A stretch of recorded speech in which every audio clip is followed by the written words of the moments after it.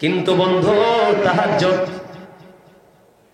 হাদিস শরীফের মধ্যে এসেছে কাল হাসরের ময়দানে একজন আহ্বানকারী আহ্বান করতে থাকবে, কে রে মধ্যবর্তী রাতের মধ্যবর্তী নামাজ পড়েছিলে, দাঁড়াও দাঁড়াও, কে রে মধ্যবর্তী নামাজ পড়েছিলে রাতের বেলা। তার মানে তাহাজ্জুদ। হাদিস শরীফের মধ্যে এসেছে বন্ধু অল্প কিছু মুসল্লি দাঁড়াবে, তারা দাঁড়াইতে দেরি রে, সঙ্গে সঙ্গে তাদেরকে অর্ডার করা হবে জলদি চলে যাও, বিনা হিসাবে তোমরা জান্নাতে চলে যাও। জোরে জোরে সুবহানাল্লাহ।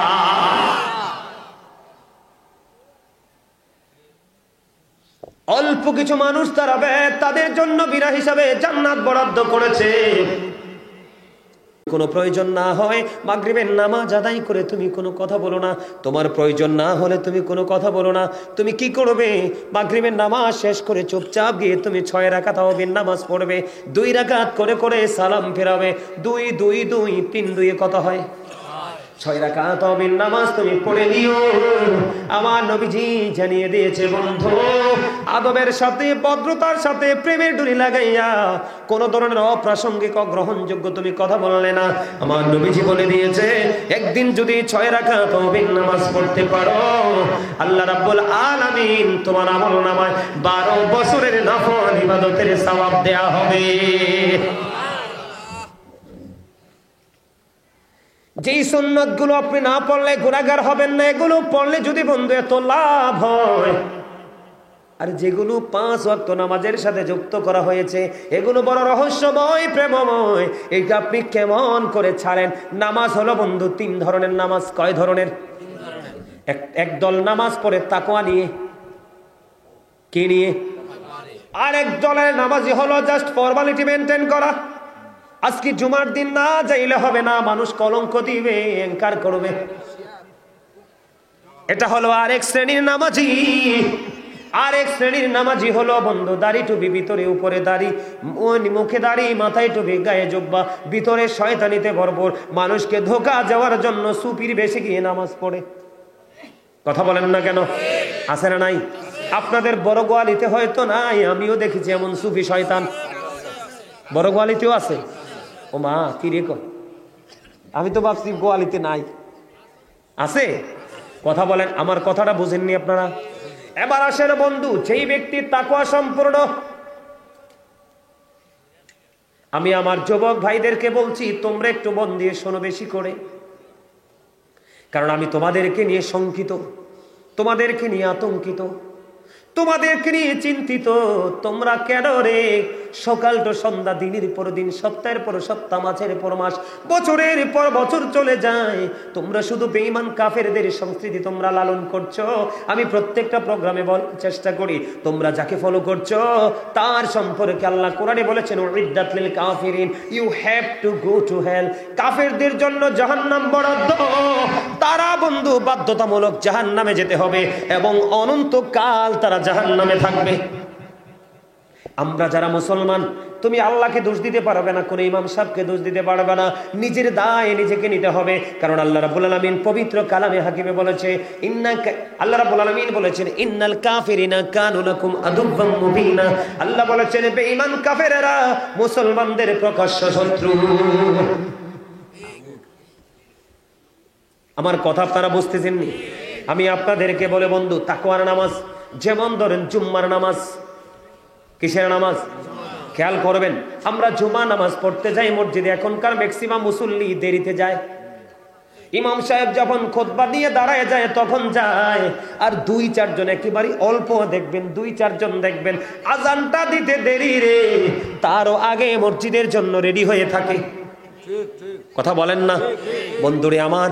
তাকওয়া নিয়ে যে ব্যক্তিরা নামাজ পড়বে জুমার দিনে সব দিনের চাইতে সুন্দর করে, এটা রাসূলের শিক্ষা, রাসূলের সাথে প্রেম, রাসূলের সাথে প্রেমের ডুরি। জুমার দিনে সব দিনের চাইতে সুন্দর করে গোসল করবা। কিন্তু যুবক, কোনোদিন লাল টকটকে লাল পাঞ্জাবি, লাল গেঞ্জি, লাল শার্ট পরে মসজিদে যাইও না, কোনোদিন পড়িও না। কারণ একবারে টকটকে লাল জামা মুসলমানের জন্য মাকরুহে তাহরিমি, হারামের অন্তর্ভুক্ত। তবে উত্তম পোশাক হলো সাদা পোশাক। নবীজি জানিয়ে দিলেন, সবার আগে তুমি গোসল করো, সুন্দর করে আতর গোলাপ লাগাও, লাগাইয়া সবার আগে তোমার গাড়ি রাস্তা থাকলেও গাড়ি দিয়ে যাও না, আস্তে আস্তে করে হেঁটে যাও। অসুস্থ হলে ব্যতিক্রম, ভিন্ন কথা। তুমি হেঁটে হেঁটে সবার আগে মসজিদে যাও, তুমি সামনের কাতারে গিয়ে বসে যাও। অনেক লম্বা এই জায়গাটা নিয়ে ওয়াজ করলে বন্ধু অনেকক্ষণ আলোচনা করা যাবে, আমি সেই দিকে যাচ্ছি না। তাকওয়ার কথা আমি আপনাদেরকে বলছি। সবার আগে তুমি মসজিদে চলে গেলা, তোমার মধ্যে কোনো টেনশন নাই, কোনো পেরেশানি নাই। সামনের কাতারে বসে বসে তুমি তাসবিহ তাহলিল পড়তেছো, ইমাম সাহেব আসবে, খুতবা দিবে, জামাত পড়বে, নামাজ পড়বে। নামাজ শেষ হয়ে গেল, সবগুলো মানুষ বের হয়ে গেল, তোমার মধ্যে কোনো তাড়াহুড়া নাই, তুমি সব কিছু কমপ্লিট করে মসজিদ থেকে বের হয়ে যাবে। আল্লাহর হাবিব সরকারে মদিনা তিনি জানিয়ে দিয়েছে, তুমি যদি এইভাবে নামাজটা পড়তে পারো, তাহলে তুমি মসজিদ থেকে বের হওয়ার পরে প্রত্যেকটা কদমে কদমে 1 বছরের নফল ইবাদতের সওয়াব দেওয়া হবে।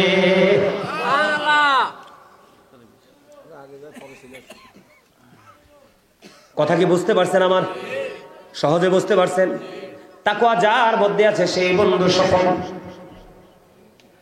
তাকওয়া যার মধ্যে আছে সেই বন্ধু সাকসেস। তাড়াহুড়া নাই, আমল কখনোই কোনো ডিজিটাল ভাবে করা যায় না।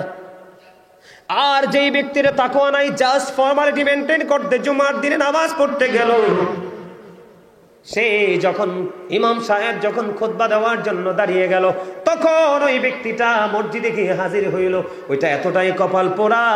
আপনাদেরকে আজকে বলে যাই, যখন ইমাম সাহেব খুতবা দেওয়ার জন্য দাঁড়ায়া যায়, প্রতি জুম্মার দিনে যে ফেরেশতারা মুসল্লিদের লিস্ট করতে আসে, ও বন্ধু, ওই ফেরেশতাদের নোটবুকে আপনার নাম উঠলো না, কারণ আপনার নাম ওঠার আগে তারা ওই তাদের নোটবুকটাকে বন্ধ করে দিয়ে খতিব সাহেবের খুতবা শোনার জন্য দাঁড়িয়ে গেছে। বুঝতে পারছেন নি? হ্যাঁ, তাকওয়া নিয়ে নামাজ পড়বেন, কারণ এই তাকওয়া শিখিয়েছে আমরা কার কাছ থেকে? আল্লাহর প্রিয় হাবিব সরকারে মদিনা ইমামুল মুরসালিন আমাদেরকে শিখিয়েছেন। বন্ধু, আমি আপনাদেরকে বলি, 5 ওয়াক্ত নামাজের মধ্যে কিছু সুন্নাত আছে, এই সুন্নাতগুলো সংখ্যা হলো 12 রাকাত। কত রাকাত? 12 রাকাত সুন্নাত। আমরা এখন সুন্নাতকে বন্ধু সুন্নাত বলে কি করতে চাই না, বসতে চাই না, আমল করতে চাই না, আমরা এটাকে নাথিং মনে করি। আমার দিকে তাকান, ফরজ তো এটা আলাদা বিষয়, এটা বিশাল ব্যাপার। প্রতিদিন 5 ওয়াক্ত নামাজের মধ্যে 12 রাকাত সুন্নাত আছে রে। এই 12 রাকাত সুন্নাত যদি তুমি প্রতিদিন ধারাবাহিকভাবে মৃত্যু পর্যন্ত যদি তুমি আদায় করে যেতে পারো, হাদিস শরীফের মধ্যে এসেছে, আপনার আমার প্রাণের নবী জানিয়ে দিয়েছে, আল্লাহ রাব্বুল আলামিন তার জন্য জান্নাতি স্পেশাল ঘর তৈরি করে দিবে। 12 রাকাত বন্ধু আমার দিকে তাকান। জোহরের ফরজের আগে আছে 4 রাকাত, ফরজের পরে 2 রাকাত। ফজরের নামাজে ফরজের আগে 2 রাকাত, মাগরিবের ফরজের পরে 2 রাকাত, এশারের জামাত ফরজের পরে বন্ধু জামাত বা একলা যেভাবে পড়েন ফরজের পরে আছে 2 রাকাত। এই মোট 12 রাকাত নামাজ যদি আপনি মন দিয়ে তেলাওয়াত মন দিয়ে যদি পড়তে পারেন, তবে নামাজের মধ্যে বন্ধু মনোযোগটা এমন হতে হবে, এমন মনোযোগ দিয়ে নামাজ পড়তে হবে রে, এমন তাকওয়া নিয়ে নামাজ পড়তে হবে। ওই রকম ভাবে পারবেন না জানি, কিন্তু চেষ্টা করতে হবে। বন্ধুরে আমার, ইমাম আজম আবু হানিফা রাহমাতুল্লাহি আলাইহি তিনি 40 বছর, কম পক্ষে 40 বছর এশারের ওযু দিয়ে ফজর পড়েছে। সামনে আসেন, না না আরে সামনে আসেন, পিছনে বসছেন কেন? আসেন আসেন, সামনে যান। শুধু বন্ধু এখানে ক্ষান্ত নয়, আপনারা আমার দিকে তাকান। সিয়াসিত্তার অন্যতম হাদিস গ্রন্থ 6টা বন্ধু, এর মধ্যে একটা হলো বুখারী শরীফ। তাকওয়া কেমন, প্রেম কেমন, ভালোবাসা কেমন, শিক্ষা কেমন। ইমাম বুখারী বন্ধু নামাজ পড়তেছে, ওনার নামাজ চলতেছে, নামাজ চলাকালীন বন্ধু ভেঙ্গুল পোকা, কি পোকা? ভেঙ্গুল রে ভয় পাননি? এটার বাসা দেখলে আমি ভয় পাই। আমার চোখের সামনে আমার এলাকায় একজন বন্ধু ইন্তেকাল করেছে বেঙ্গুলের কামড়ে। হসপিটালে নেওয়ার সময় পাইনি রে, হসপিটালে নেওয়ার আগে আগে তিনি পৃথিবী থেকে বিদায় হয়ে গেছে। ইন্না লিল্লাহি ওয়া ইন্না ইলাইহি রাজিউন। ইমাম বুখারীকে বন্ধু একটা নয় দুইটা নয় বেঙ্গুল পোকা 10-10টা কামড় দিয়েছে, কিন্তু নামাজ ছাড়ে না।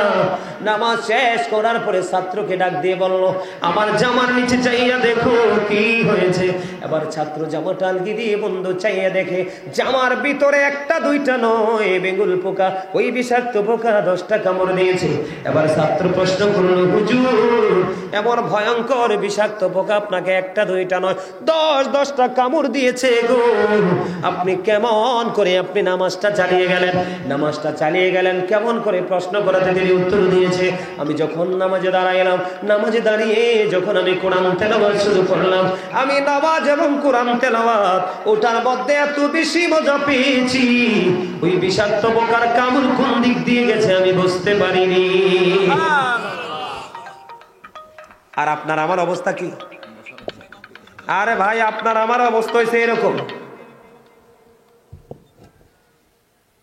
নামাজের ভিতরে তোমায় মশায় কামড় দিলে, মশা তুমি আগে মারো রুকু সেজদা ফেলে। কথা কয় না কেন? কয় রাকাত পড়ছে ওইটাও ভুলে যাই আমরা, ঠিক কিনা? এইটারই শুধু আরো আছে। মসজিদে পড়লে আজান সবার আগে যায়,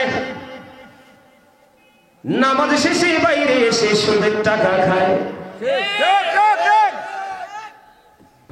ঠিকটা সবাই কইছে না, এটার পক্ষে অনেকেই আছে। কথা কন না কেন? আই কি ভুল কথা কইলা? এই নিয়ে একটু আগে বলছিলাম একটা ছোট্ট হাদিস মনে আসেনি? 9 টাকা হালাল, 1 টাকা হারাম।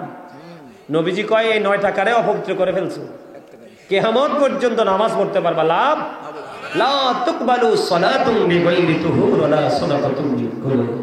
পবিত্রতা ছাড়া ইবাদত কবুল হয় না, হালাল টাকা ছাড়া দানও কবুল না। কোনটা করবেন? এই জন্য নবীর সাথে প্রেমের দরকার আছে। নবীজির সাথে প্রেম করলেই আপনি আপনার মধ্যে রাসূলের আদর্শটা চলে আসবে। আর রাসূলের আদর্শটাকে আপনার মধ্যে আনা মানে কি? আল্লাহ রাব্বুল আলামিনকে আপনি পেয়ে গেছেন। কথা কন না কেন? বুঝতে পারছেন? এই 12 রাকাত নামাজ কোনোদিন ছাড়বেন না? তাহাজ্জুদের নামাজ ছাড়বেন না? ছাড়বেন? আপনারা তো এখন যে অবস্থা হয়েছে, কোনো কিছু নবীজির মহব্বতের লগে মিলে না। রাইতের 12টার আগে তো খানার টাইম হয় না, 2টার আগে ঘুমের টাইম হয় না। এই কারণে ঘরে ঘরে দেখেন অসুস্থ। ফজর তো নাই। নবীজি একদিন মা ফাতেমার ঘরের দরজায় যায় হাজির, বাবা আপনি চলে এসেছেন। মা ফজরের নামাজের পরে ঘুমায়েন না, আর বিছানায় পিঠটা লাগায়েন না। বাবা গো, কেন গো? এবার আমার নবীজি একটা ডাক দিয়ে বন্ধ করে দিলেন এই কারণে, কারণ সুবহে সাদিক থেকে সূর্যোদয় পর্যন্ত আল্লাহ রাব্বুল আলামিন আল্লাহর বান্দার জন্য রিজিক বরাদ্দ দেয়। দেখবেন এই দেশের মানুষের অভাব ছাড়ে না, ছাড়বো কেমনি? নবীজি কি কইছে সেটার খবরই তো নাই। এখন আপনার আমার মাঝে অসুস্থতা আছে না নাই? আরো জোরে বলেন। নবীজির মহাব্বতের কথা এই কারণে আমি বলতেছি বন্ধু, এই অসুস্থতাকে সুস্থ করার জায়গায় আমি পড়ে যাব, তার আগে আমি আপনাদেরকে আরেকটা মজার খবর শোনাবো। এখন নবীর প্রেমে দুরূদ পড়লে অনেকেই বেদাত বলে, আছে না নাই? বেদাত বলে, দুরূদ পড়ে না, দুরূদ সালাম দেয় না, আছে না নাই? পড়ে গেছেন এরকম?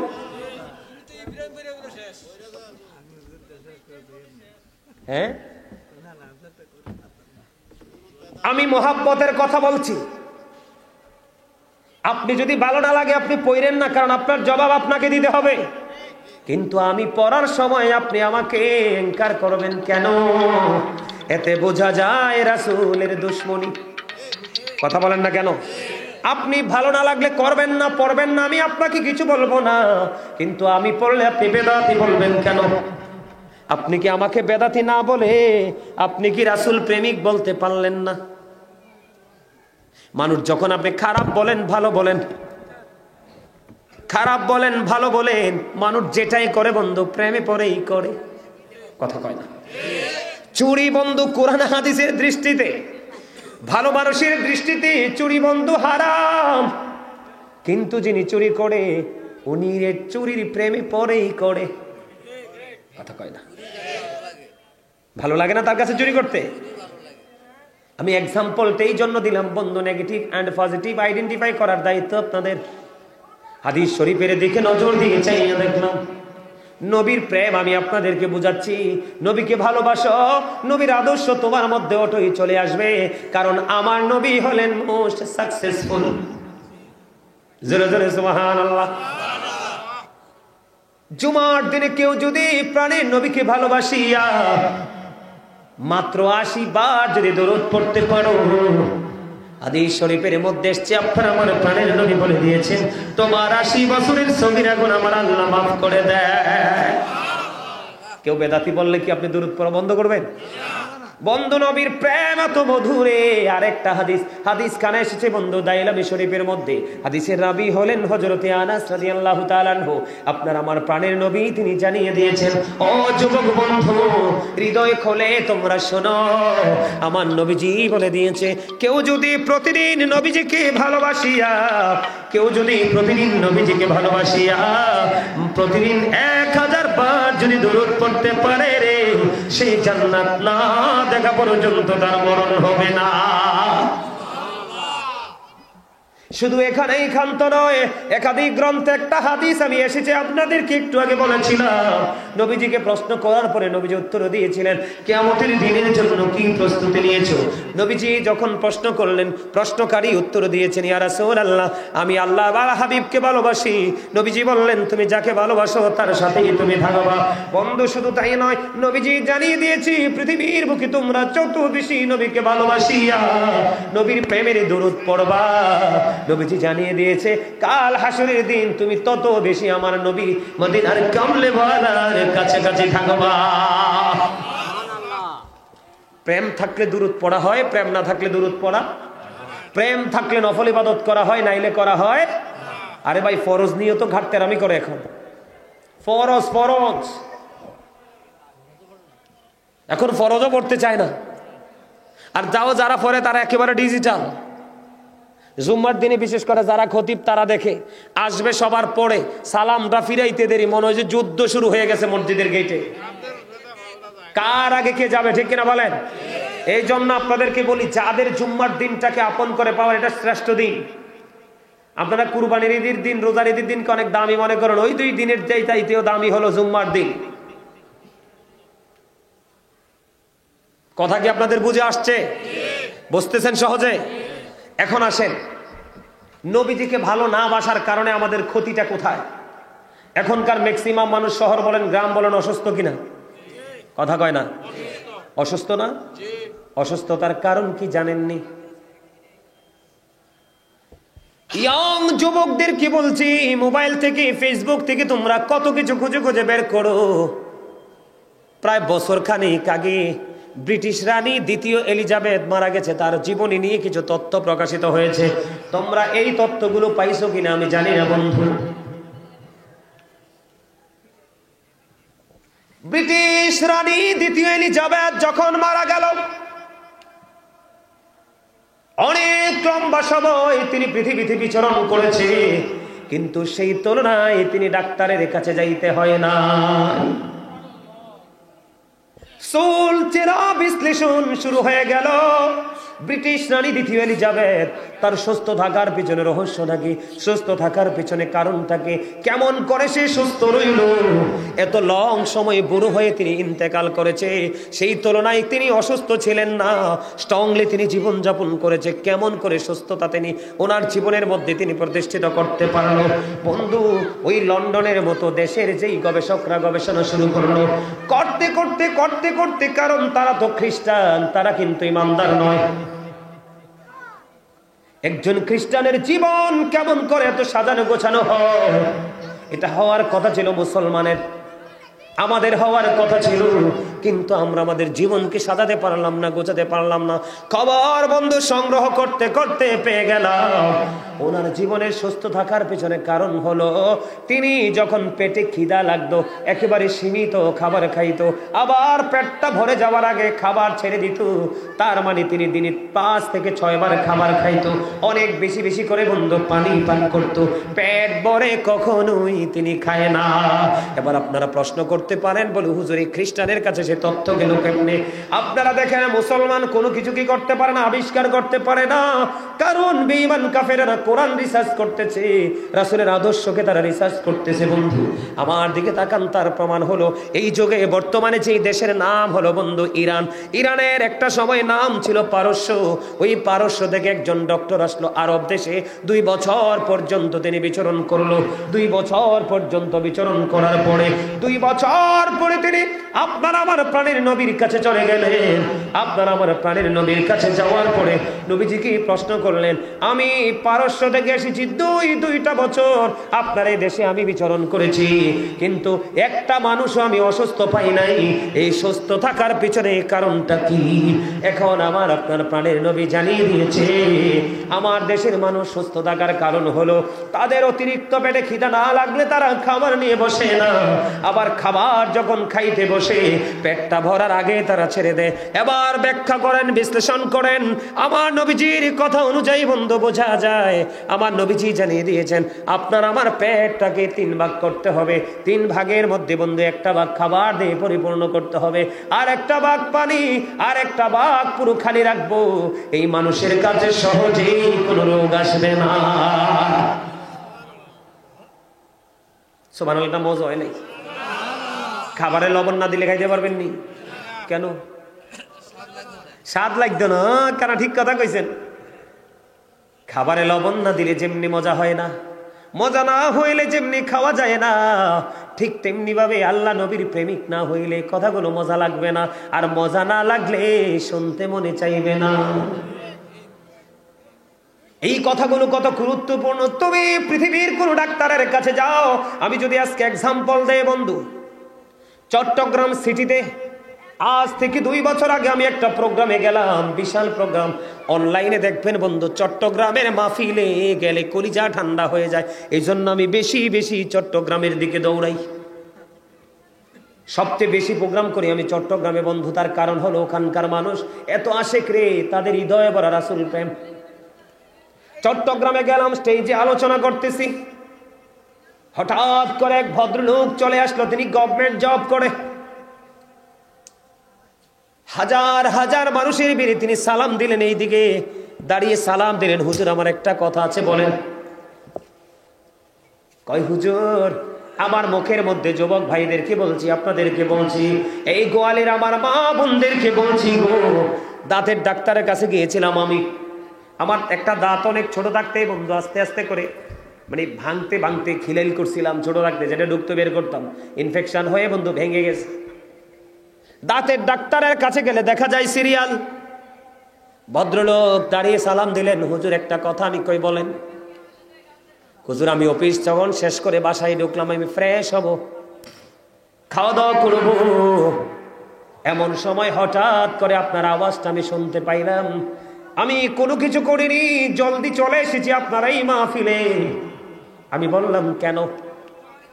হুজুর আমার মুখের মধ্যে দুর্গন্ধ, দাঁতে ব্যথা, আমি কত ডাক্তার দেখিয়েছি হুজুর ভালো হয় না, এক পর্যায়ে আমি হাল ছেড়ে দিয়েছি, কি করব এখন?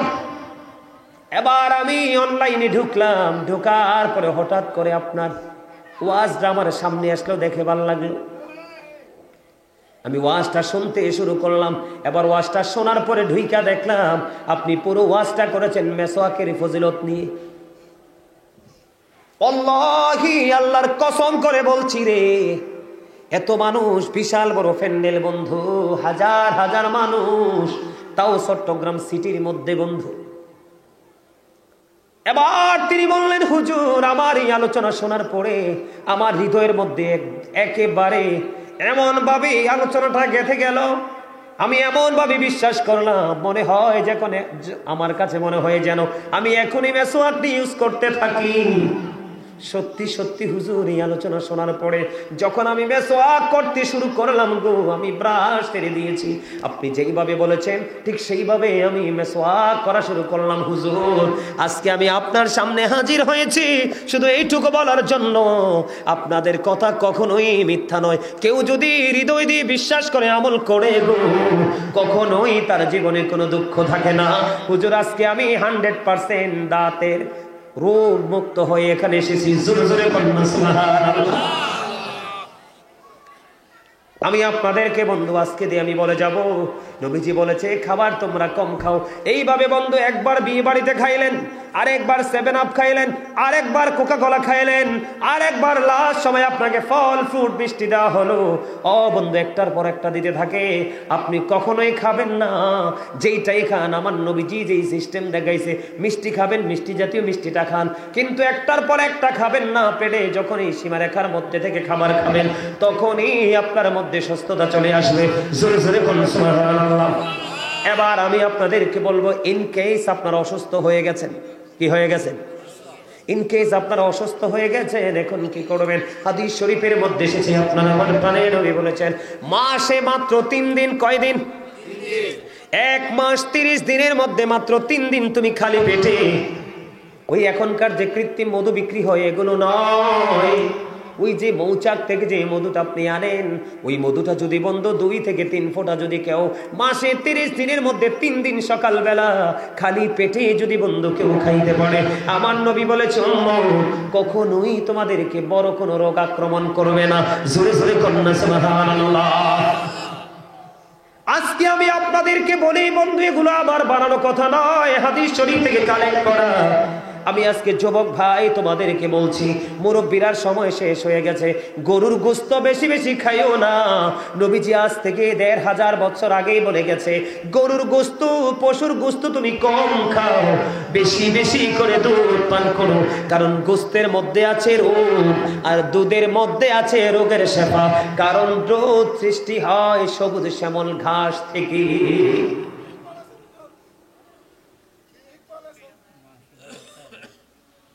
তোমরা গোশত খাবে কম, দুধ খাবে বেশি। এখন আবার বলে হুজুর, অনেকের কিন্তু পেটে সমস্যা থাকে, ধারণ ক্ষমতা অনেকেরই দুধের থাকে না, সেই ক্ষেত্রে একেবারে পাতলা করে দুধ খাবেন, ঘন নয়। পাতলা দুধ স্বাস্থ্যের জন্য উপকারের, ঘনটা নয়। বন্ধুরে আমার, আমি আপনাদেরকে বলে দিতে চাই বন্ধু, আপনারা আমার প্রাণের নবী কিছু মজার জিনিস শিখিয়ে দিয়েছে, এইগুলো আপনি খেতে পারবেন না। আল্লাহর হাবিব বলেছে তোমরা জৈতুনের তেল খাও, বেশি বেশি করে তোমরা খেজুর খাও, বেশি বেশি করে তোমরা জমজমের পানি খাও, সকালবেলা খালি পেটে তোমরা মধু খাও। আর বন্ধু রাতের বেলা, আমি বলছি রাতের বেলা ঘুমানোর সময় তোমরা কালি জিরা খাও। বড় সুখ কখনোই তোমাকে টাচ করতে পারবে না, তোমার শরীরে কখনো রোগ বিমার আসবে না। আজকে মানুষ এইগুলো জানে না, আজকে মানুষ এই সঠিক যে সাজেশন গুলো মানুষ নিতে চায় না, জানেও না, জানবে কি করে? এখনকার যুগে মানুষ খুঁজে গুণ নয়, যাকে আল্লাহ রাব্বুল আলামিন বলেছেন ওয়া ইন্নাকা লাআলা খুলুকিন আযীম, আপনার আমার নবী উত্তম চরিত্রের অধিকারী। ওই নবীর দোষ খুঁজে আপনার আমার মতো সলিমউদ্দিনের ফোলা কলিমউদ্দিন কিছুই পাবো না। আপনার আমার মতো মানুষ নবীজির দোষ ধরার ক্ষমতা আছে? কথা বলেন না কেন? এখনকার অবাক লাগে, অনলাইনে দেখি আমার নবীর দোষ খুঁজে তারা।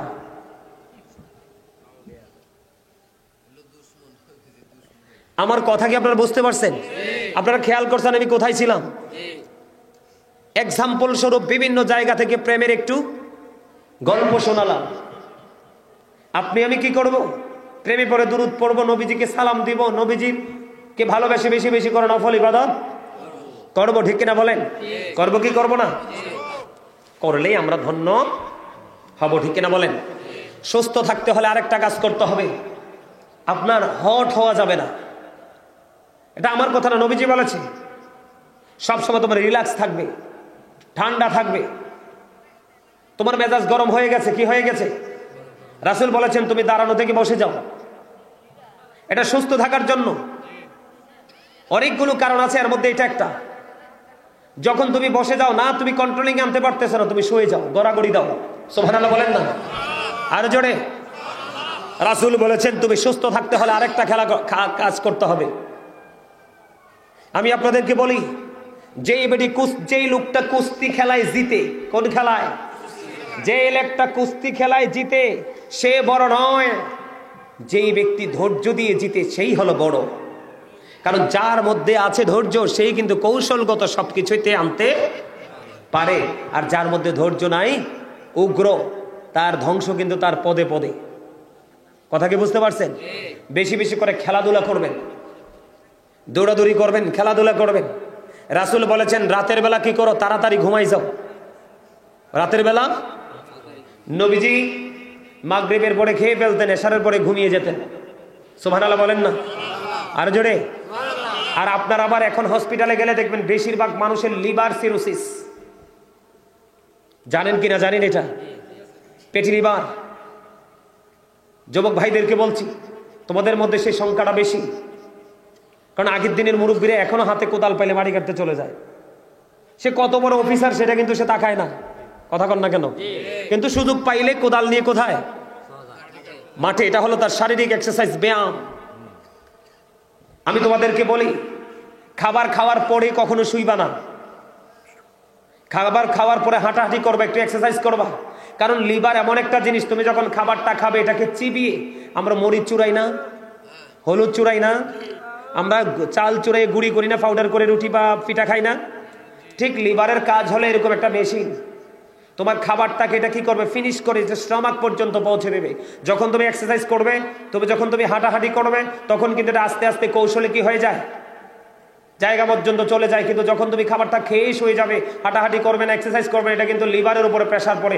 একটা সময় কিন্তু ধীরে ধীরে ধীরে ধীরে ক্রমান্বয়ে কিন্তু লিভারটা কি হতে থাকে, এটা কিন্তু উইক হতে থাকে। একটা সময় কিন্তু এটা ড্যামেজ হয়ে যায়, তখন তার উপরে চলে যাওয়ার সময় হয়ে যায়। ঠিক কিনা বলেন? আমি তোমাদেরকে আরেকটা কথা বলি, এখনকার ছেলে মেয়েদের ম্যাক্সিমামই চোখে সমস্যা। এই চোখে সমস্যার জন্য এই অভিশপ্ত মোবাইল। এটা কি? এটা হচ্ছে পৃথিবীর শ্রেষ্ঠ চরিত্রহীন বস্তু, সবচেয়ে চরিত্রহীন। এটা মানুষের চোখকে শেষ করে দিয়েছে, মানুষের কানকে শেষ করে দিয়েছে। এটার কারণে মানুষের মনের ঘরে আল্লাহ রাসূলের নাম তো নাই, সর্বক্ষণ শুধু নোংরামি বসবাস করে। কথা বলেন না কেন? এটার দিকে যত বেশি তাকায় থাকবে, চোখের দৃষ্টি তত বেশি কমবে। আর আল্লাহর কোরআন এবং রাসূলের হাদিসের দিকে যত বেশি তাকাবে, হক্কানি আলেমদের দিকে যত বেশি তাকাবে, তাদের সাথে যত প্রেমের ডুরি লাগার, তোমার সব কিছু দিন যত যাবে তত বেশি ধারালো অস্ত্রের মতো হয়ে যাবে। জোরে জোরে কন্যা সুবহানাল্লাহ, আরো জোরে বলেন। সুস্থ থাকতে চায় না এমন কোন মানুষ কি দুনিয়াতে আছে?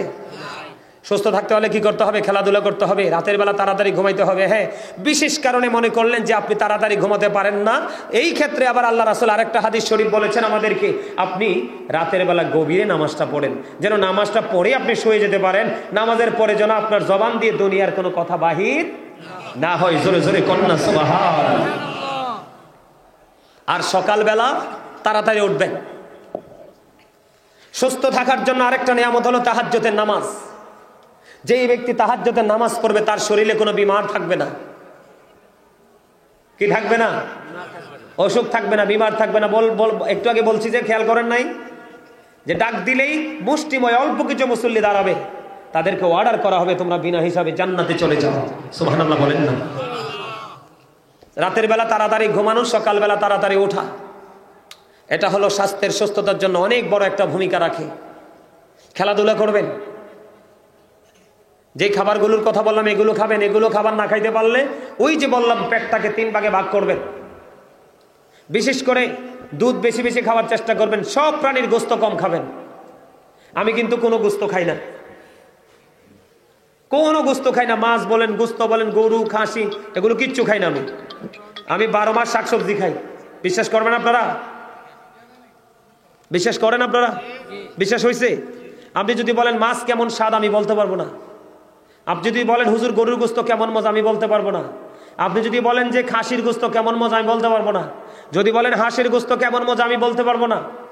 যদি বলেন আমাদের জাতীয় মাছ ইলিশ মাছ কেমন মজা, সেটা বলতে পারবো না। আমার জীবন আমি ছোট থাকতে খাইছি কিনা জানি না, কিন্তু বুঝের পরে আমি এই গোস্ত জীবনে খাই নাই।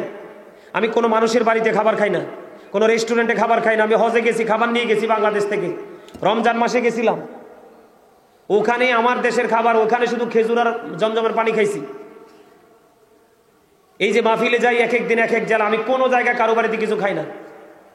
গরম পানি, ঠান্ডা পানি, শুকনা খাবার সবসময় আমি আমার সাথে রাখি। কেন জানেন?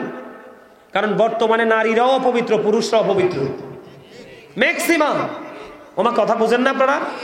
বেড়ায় চুরি, ডাহাতি, সিটারি, বাটপারি, সুদ, ঘুষ সব। আর বউ তো বাথরুমে গেলে যে কিভাবে পবিত্র হতে ভেবে এটা জানেই না। কথা বল না কেন? আর বিশেষ করে বিয়ের দিন, মাহফিলের দিন সমাজের মধ্যে দেখবেন কিছু দায়ুস মহিলা থাকে। আপনাদের কাছে খারাপ লাগতে পারে কথাটা, বাস্তবতা। দেখবেন কারো বাড়িতে বিয়ে হইলে, মুসলমানি হইলে, কোনো অনুষ্ঠান হইলে, আমাদের ধর্মীয় কোনো অনুষ্ঠান হলে দেখবেন যাদেরকে বলা হয় আজাইরা মহিলা, এরা কিন্তু দেখবেন দৌড়াই আসবে, বুবু দাও না আমার একটু পেঁয়াজটা চুল্লা দেই, বুবু দাও না একটু রসুনটা বাইটা দেই। কথা কয় না কেন? এরার হাতে আপনার যদি যন্ত্র থাকতো, যন্ত্র লাগাইয়া দেখতাম এদের হাতে কি পরিমাণ ময়লা। মনে রাখবেন, আপনার জবান যদি পবিত্র না হয় দোয়া কবুল হবে না। আপনার জবানকে পবিত্র রাখতে হবে, এই জায়গাটাকে খেয়াল করতে হবে। আমি এক্সাম্পল স্বরূপ আপনাদেরকে বলছি, ওই যে দুপুরে খাইছি এখনো খাবার খাই নাই, আল্লাহ যদি সুস্থভাবে বাড়ি নিয়ে পৌঁছায়, বাড়ি যাইয়া যদি রিজিকে রাখে একটু খামু, এর ফাঁকে পানি খামু শুধু।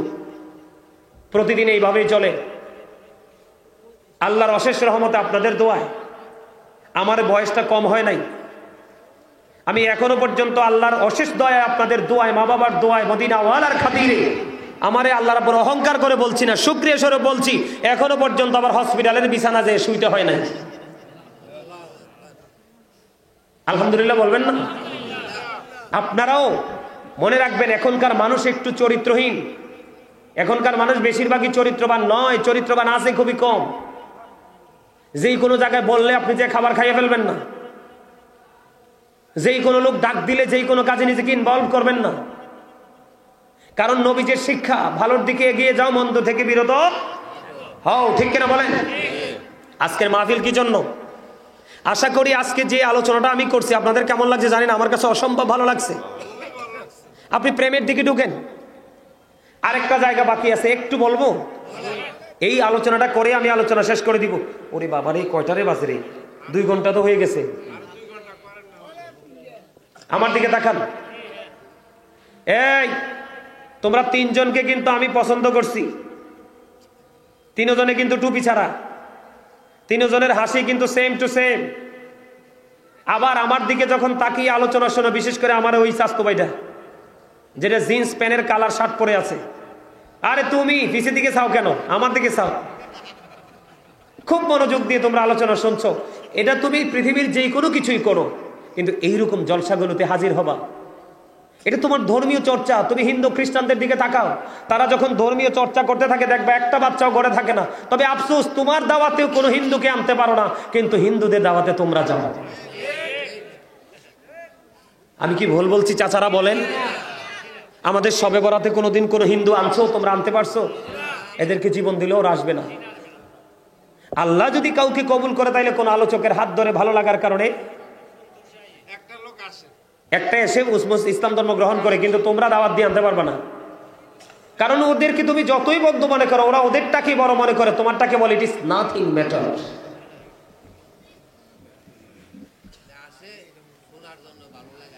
এবার শোনেন, আমি আপনাদেরকে একটা মজার হাদিস শোনাবো, খুবই মজার। আপনাদের কাছে কেমন মজা লাগবে আমি জানি না।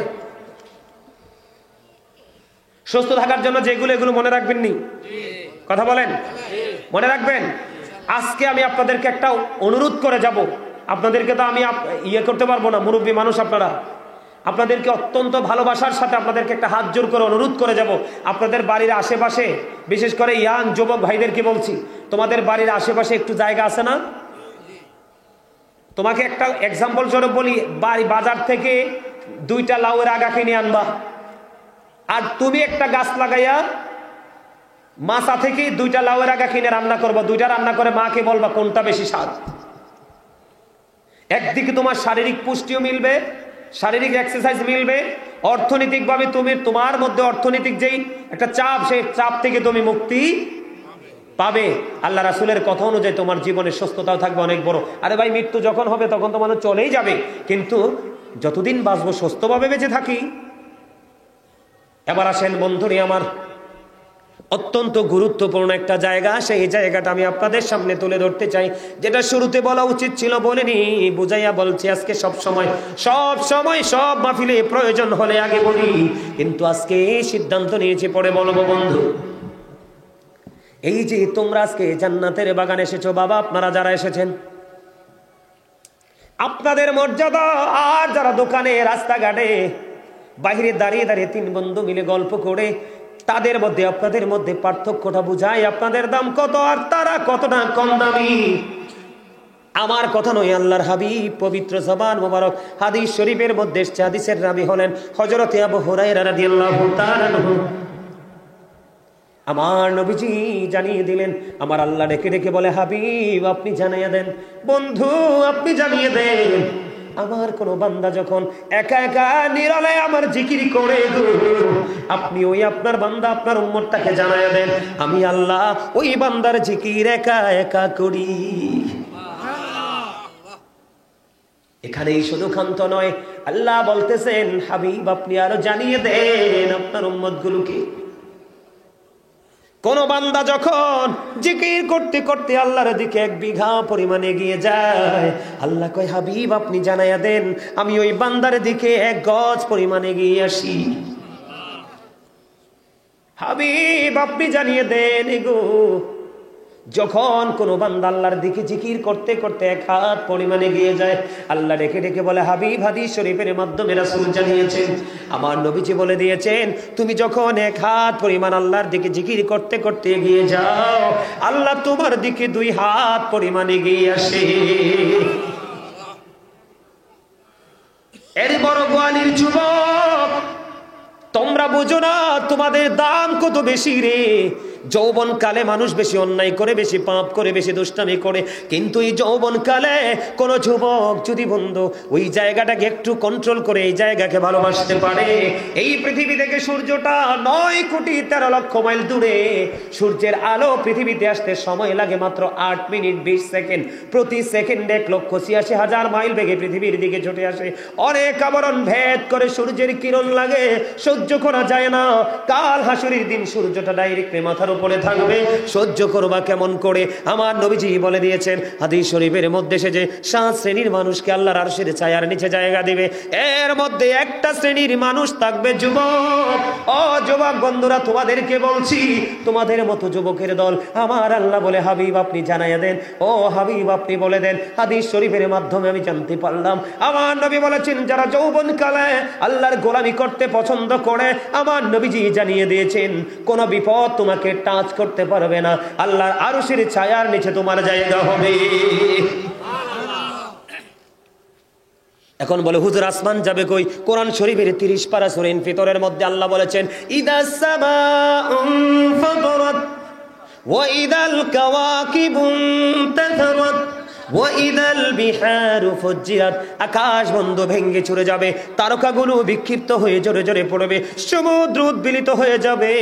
ও বন্ধু, সেই দিনটা হলো কিয়ামতের দিন। ওই দিন কোনো কিছুই থাকবে না। গর্ভধারিণী তার সন্তান প্রসবের আগে বন্ধু সন্তান ঝরে যাবে, বলতে পারবে না। একজন স্তন্যদায়ী বন্ধু তার সন্তানকে কি করবে, প্রসব করে ফেলবে, ছড়ে ফেলবে, কিন্তু পাওয়ার আশা করবে না। এত ভয়ঙ্কর হবে। নারী পুরুষ বন্ধু উলঙ্গ হয়ে হাঁটবে। মায়েশা প্রশ্ন করলো, ইয়া রাসূলুল্লাহ, নারী পুরুষ কি একজন আরেকজনের দিকে তাকাবে না? নবীজি বললেন, আয়েশা রে, এত ভয়ঙ্কর হবে রে, কেউ কারো দিকে তাকাইবার কোনো সুযোগ থাকবে না। ওই দিন যুবকদের জন্য আল্লাহর আরশের ছায়ার নিচে একটা জায়গা বরাদ্দ। জোরে জোরে বলেন সুবহানাল্লাহ। এই জন্য তোমরাও যুবক, বাহিরের তারাও যুবক, তোমাদের মর্যাদা, তোমাদের দাম, তোমাদের মর্যাদা দেখো কেমন করে বেড়ে গেল। আমার আল্লাহ জানিয়ে দিয়েছেন, হাবিব আপনি জানিয়ে দেন, আমার বান্দাগুলোকে, ওই প্রেমিকগুলো আমি আল্লাহর ভালোবাসায় আপনার তালাশ করে, আপনি জানিয়ে দেন, তারা যখন জিকির করার জন্য হেঁটে হেঁটে আসে। মূলত আজকের জলসা কিন্তু জিকিরের জলসা। আল্লাহ রাসূল বলেছেন, বন্ধু কেউ যখন জিকির করার জন্য আল্লাহর দিকে হেঁটে হেঁটে যায় রে, আমার নবীজি জানিয়ে দিয়েছে আল্লাহ তার দিকে দৌড়ে আসে। পৃথিবীর মানুষগুলো এমন জলসায় বসে যখন মাওলার জিকির করে রে, আমার আল্লাহ জানিয়ে, আমার রাসূল জানিয়ে দিয়েছেন, আল্লাহ রাব্বুল আলামিন বলে, হাবিব আপনি জানাইয়া দেন, আমার বান্দাগুলো পৃথিবীর যেই জলসায় বসে জিকির করে, তার চাইতে উত্তম জলসায় আমি আমার বান্দার জিকির করে। এখন যদি আপনাকে কোনো মানুষ প্রশ্ন করে, এই জায়গা থেকে বের হয়ে যাওয়ার পরে কেউ যদি আপনাকে প্রশ্ন করে, আমি আমার যুবক ভাইদেরকে বলবো, তোমাদেরকে কেউ যদি প্রশ্ন করে তোমরা এতক্ষণ পর্যন্ত মাহফিলে ছিলা, তোমরা কি বলতে পারবা আল্লাহ রাব্বুল আলামিন এতক্ষণ কি করেছে? তোমরা কনফিডেন্সলি বলে দিতে পারবে কোরআন এবং হাদিস অনুযায়ী তোমরা বলতে পারবে আমার আল্লাহ এতক্ষণ আমার জিকির করেছে।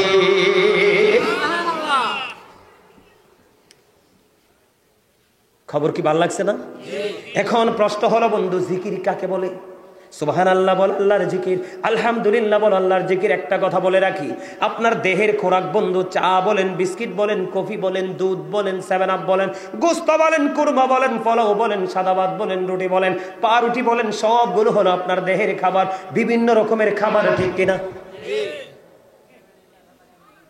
কত প্রেমের খবর দেখেন বন্ধু। আর আপনার রুহের খাবার হলো সুবহানাল্লাহ এক ধরনের খাবার, আলহামদুলিল্লাহ এক ধরনের খাবার, আল্লাহু আকবার এক ধরনের খাবার, লা ইলাহা ইল্লাল্লাহ এক ধরনের খাবার। কারণ হাদিস শরীফের মধ্যে এসেছে বন্ধু, জিকির হলো জান্নাতের মেহমানদের রুহের খোরাক। আপনারা যারাই জান্নাতের বাগানে, কেউ টুপি পরে আসছেন, কেউ টুপি ছাড়া আসছেন, কেউ পাঞ্জাবি পরে আসছেন, কেউ লুঙ্গি পরে আসছেন, আল্লাহর সেই দিকে তাকানোর সময় নাই। তবে আপনার সওয়াব, এক একটা আমলের এক একটা সওয়াব কম হবে, 19-20 হবে। কিন্তু সমষ্টিগত যদি ভাবে বলি, আপনারা সবাই আজকে জান্নাতের মেহমান। সুবহানাল্লাহ বলা জিকির, আলহামদুলিল্লাহ বলা জিকির, আল্লাহু আকবার বলা জিকির, লা ইলাহা ইল্লাল্লাহ বলা জিকির। কাউকে ভালো কাজের দিকে ডাকা জিকির, কাউকে মন্দ কাজ থেকে বিরত রাখা জিকির। নামাজও জিকির, হজও জিকির, জোরে জোরে সুবহানাল্লাহ। বন্ধুরে আমার, এখন শীতের দিন, মনে রাখবেন, বিশেষ করে যুবক, আমি আমার মা বোনদেরকে বলছি রে, এখন মূলত বন্ধু শীতের দিন। হযরতে আবু যর রাদিয়াল্লাহু তাআলা আনহু থেকে হাদিস খানা বর্ণিত, আমার নবীজি শীতের দিনে বের হলো। বের হওয়ার পরে চাইয়া দেখলেন বন্ধু, শীতের দিনে গাছের পাতাগুলো ঝরে ঝরে পড়ছে। এবার আমার নবীজি গাছের ডাল ধরলেন, একটা ডাক দিলেন, রে আবু যর। আবু যর উত্তর দিলেন, লাব্বাইকা ইয়া রাসূলুল্লাহ, আমি হাজির। এবার আপনার আমার পাড়ে নবী একটা ডাক দিয়ে বললেন, রে আবু যর, চাইয়া দেখো শীতের কারণে শুষ্ক হয়ে গাছের পাতাগুলো কেমনে ঝরে ঝরে পড়ে। রে আবু যর, আল্লাহর বান্দাগুলো যখন নামাজ নামক জিকিরের মাধ্যমে কপালটা যখন আল্লাহর কুদরতি কদমে লাগাইয়া দিবে, তার মানে নামাজ পড়বে, ওই শীতের দিনের গাছের পাতার মতো তার জীবনের গুনাহগুলো ঝরে পড়ে যাবে। তাহলে এখানে বসার লাভ হইল না লস হইল? অনেক বেশি লাভ না? অনেক বেশি লাভ, যেই লাভের কোনো শেষ ঠিক কিনা বলেন? আমি আপনাদেরকে মূলত বুঝাইতে চাইছি নবীজির প্রেমটা কি। আপনি নবীজিকে ভালোবাসলে প্রত্যেকটা স্টেপ, যেমন ধরেন আমার দিকে তাকান, কথা বলা যাবে না, যেমন ধরেন নবীজিকে ভালোবাসলে আপনার জীবনের পরিবর্তনটা কেমন আসবো বলবো? যুবক ভাইরা রাগ হইবানি আগে কও। যুবক যারা, আমি ওয়াজটা করার পরে কি রাগ হইবা কিনা কও? আমার তো মনের থেকে কোনো কথা বলার সুযোগ নাই, কথা বলবো সবকা আল্লাহ রাসূলের। নবীজিকে ভালোবাসি না বিধায় আমাদের মধ্যে একটা দোষ, ম্যাক্সিমাম যুবকরা জিন্স প্যান্ট পরে না,